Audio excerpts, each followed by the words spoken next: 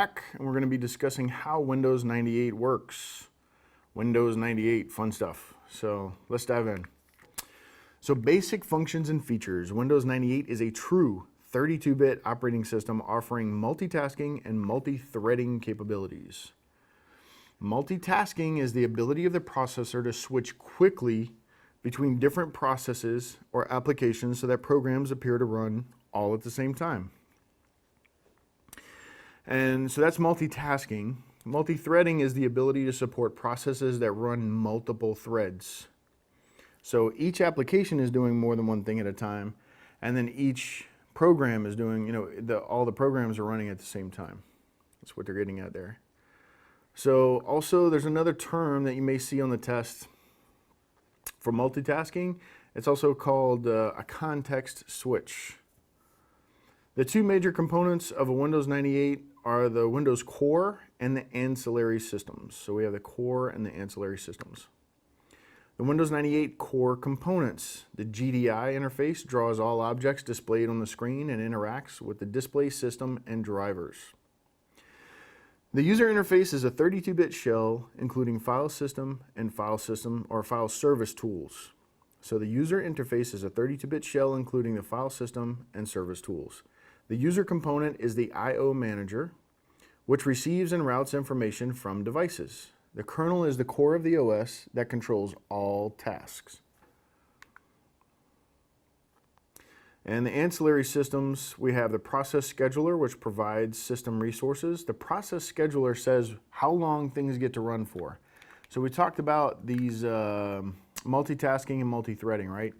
So we have one application that has multiple threads. And then we have multiple applications that each run for a slice of time. So inside of one application, it's running this thread a little bit, this thread a little bit, this thread a little bit. And then each application gets to run for a little bit, run for a little bit, and run for a little bit, right? Well, what controls that?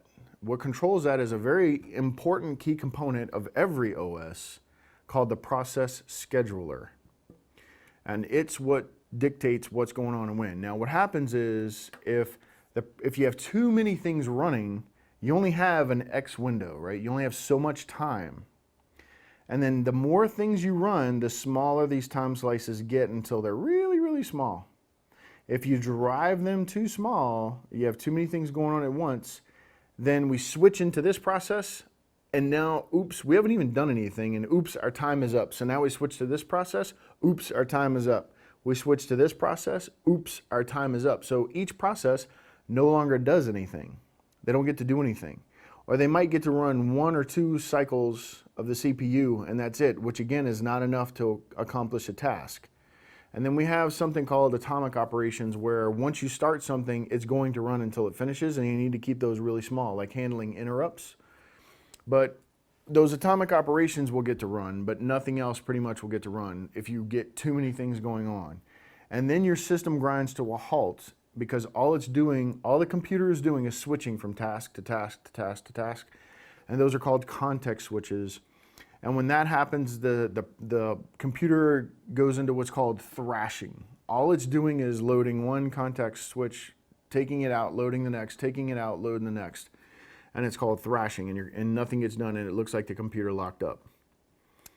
So then a reboot's required, or you got to start deleting some processes, but then you can't even do that because you can't launch any new applications, right? So it's pretty much going to have to be rebooted. So just cautioning you about that. The Windows driver model, WDM, allows Windows 98 and Microsoft 2000 to use the same device drivers. So yes, they've abstracted that driver, and that's also used with the HAL, the hardware abstraction layer. We'll probably see a picture of that later. If not, you'll see it in later classes. Windows 2000 and 98 use the same device drivers via the Windows driver model. So what does the Windows driver model do? It allows 98 and 2000 to use the same device drivers. The Virtual Machine Manager, or VMM, oversees key resources required by applications. Each 32-bit application runs in its own virtual machine. Each 16-bit application share the same virtual machine. So 32-bit applications run in their own virtual machine. All 16-bit applications share the same virtual machine.